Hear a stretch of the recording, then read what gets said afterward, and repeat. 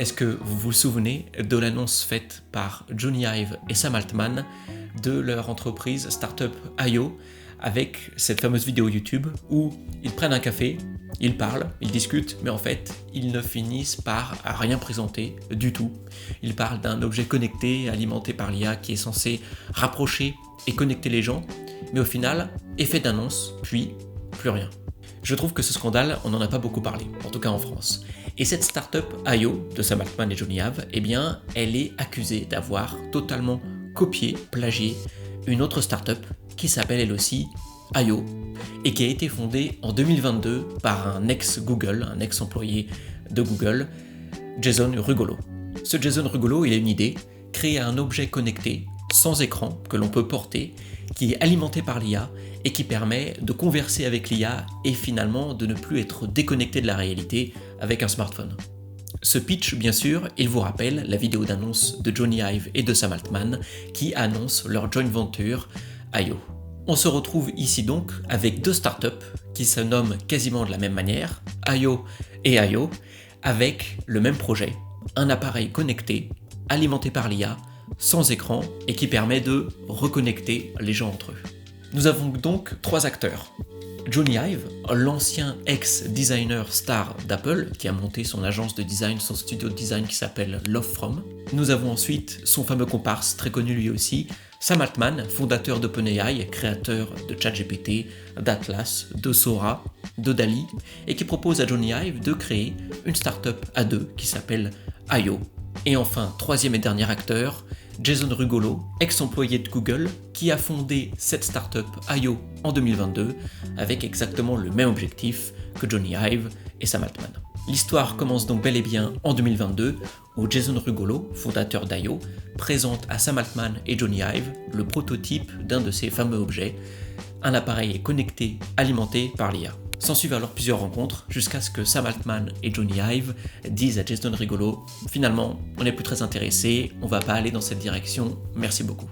Officiellement, les contacts s'arrêtent ici, mais de manière officieuse, il y a encore quelques liens entre l'équipe de design de Jony Ive, de Love From, et les équipes techniques de Jason Rugolo chez IO. Jony Ive et Sam Altman donc ne sont pas intéressés par un tel produit, et pourtant, en 2025, ils annoncent la création d'une startup, IO, qui propose exactement ce que Jason Rugolo leur montrait dès 2022. Le même nom de startup, le même produit annoncé, il n'en manque pas plus à Jason Rugolo pour porter plainte contre Sam Altman et Jony Ive. Et dès mai 2025, un juge fédéral ordonne à OpenAI et à Sam Altman d'arrêter toute mention et usage du terme IO dans tous les supports marketing. En fait, ces contacts et ces échanges officieux dont je vous parlais juste avant entre les équipes techniques de la première startup IO et les équipes de design de Love From, eh bien, ont conduit à de véritables fuites industrielles et même à l'achat de prototypes pour la nouvelle startup IO. Autrement dit, des employés de la première startup ont fuité et donné des informations confidentielles à la seconde startup menée par l'équipe de design de Love From par Jony Ive. Jason Rugolo, lui, est très content de gagner une première partie de cette bataille judiciaire. Il se vante et il dit même qu'enfin, les petites startups sont protégées et reconnues face aux grands géants de la tech. Sam Altman, lui, malgré la réelle similitude entre les deux startups et les deux produits annoncés, nie tout plagiat. Il va même sur X jusqu'à partager des échanges email entre lui et Jason Rugolo, où Jason Rugolo demande à Sam Altman de racheter sa startup IO pour un montant de $200 000. Il y a donc clairement un double jeu assez net de Jason Rugolo. Il porte plainte pour plagiat, mais essaye quand même de vendre sa startup à Sam Altman et Jony Ive.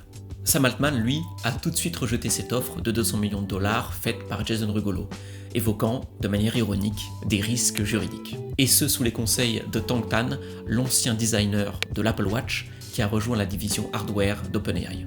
Ce qui peut facilement nous donner une idée du futur design de ce fameux objet connecté sans écran, portatif, boosté à l'AI.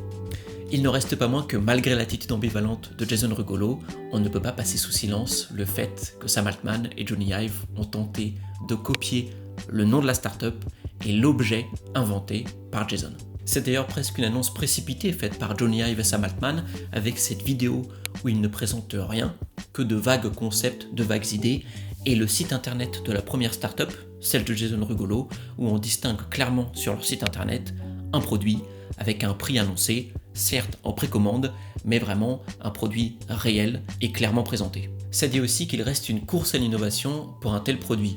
Entre le Rabbit Air One, le AI Pin, qui ont tous les deux été de véritables échecs, eh bien Sam Altman et Jony Ive restent persuadés qu'un tel objet, bien réalisé, peut rencontrer un véritable succès et potentiellement remplacer le smartphone. En tout cas, c'est ce qu'ils espèrent. Je vous invite à retourner voir la vidéo d'annonce de Sam Altman et Jony Ive en perspective de cette histoire, ainsi que visiter le site internet d'IO avec le produit IO One. D'ailleurs, il y en a d'autres qui sont présentés. Et à me donner votre avis sur cette histoire. Qui a raison? Qui a tort? Que pensez-vous de l'attitude ambivalente de Jason Rigolo, qui a voulu vendre sa startup et qui a ensuite porté plainte à ses potentiels acquéreurs? Si vous êtes resté jusqu'ici, merci beaucoup, n'hésitez pas à laisser un j'aime, ça me ferait extrêmement plaisir. Et si ce genre de vidéo vous intéresse, n'hésitez pas à aller voir ma dernière vidéo sur l'iPhone rouge, où je vous parle de la disparition de la gamme Product Red de chez Apple et pourquoi l'iPhone rouge, si vous ne l'avez pas remarqué, a totalement disparu. C'était Georges, on se retrouve très bientôt pour une prochaine vidéo, à plus.